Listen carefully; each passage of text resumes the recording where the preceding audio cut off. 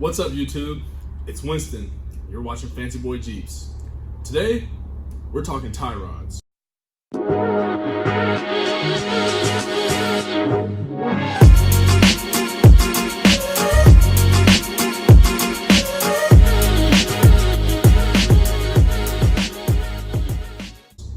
As you can see, I have the aftermarket tie rod, and this is by Currie. This is the Currie Currectlync tie rod, and I went with this because I needed something that was beefy and that didn't break the bank. And at 350 some odd bucks with an 1.5 inch diameter, this thing is pretty beefy, I will say. I'm here at Utley Auto Works. We're gonna get this thing installed today. What I like about this is a few different things. Number one, it gives me a little bit of clearance here for the diff. It has some really supreme premium jam nuts. It's greasable here, which is really nice. It comes with a relocation bracket and all the hardware needed for my steering stabilizer. All I've heard about Currie is that they make A1 products, so I'm really excited to get something like this on my Jeep and really kind of step up my steering. The tie rod that you have on your Jeep when you first get it is good for driving on the road and very, very light trails. If you really want to get out there and start beefing it up and beefing up your tires, then you're going to need to beef up your tie rod as well, and your other steering components also. So we're going to get this thing knocked out, and we'll see how the install goes. It should be pretty straightforward. To get this job done, here's most of the tools you'll need. A floor jack, some jack stands, blocks of wood to put behind the tires, 1/2 inch drive wrench, 14mm socket, 18mm socket, a 19mm socket, a 21mm socket, a 24mm socket, a pipe wrench, a torque wrench, anti-seize, paint marker pen, and grease and a grease gun. So we got the factory tie rod out, as you can see. So right here beside me, I have the new one. We've already set the length, so you want to measure that. What we did is we measured from the center to the center. The reason being is because these pins up here at the top, they move.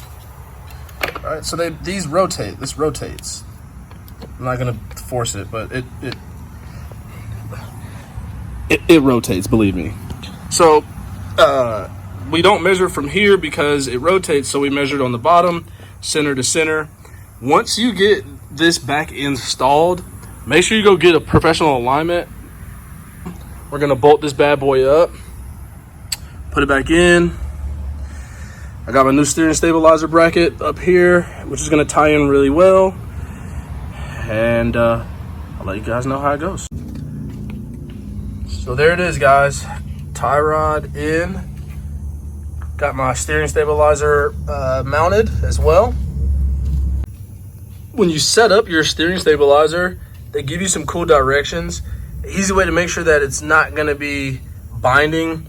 Turn your wheels all the way to the right, compress your steering stabilizer all the way in, and then bring it out 1/8 of an inch and set it. And that's where mine landed. I'll give you guys a couple tips. You see these? You see that? All right. You see that?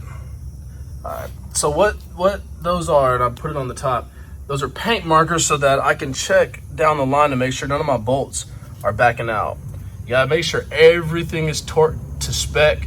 And a lot of these companies are gonna give you the actual specs that you need.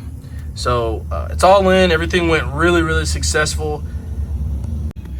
Which if you know me and you know my Jeep, nothing ever goes successful, but really excited about how this turned out, really liking it.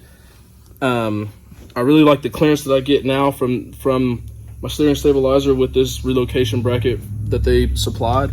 So it works out really well. All right, guys, everything's all done. Tie rod's installed, got everything torqued down to spec.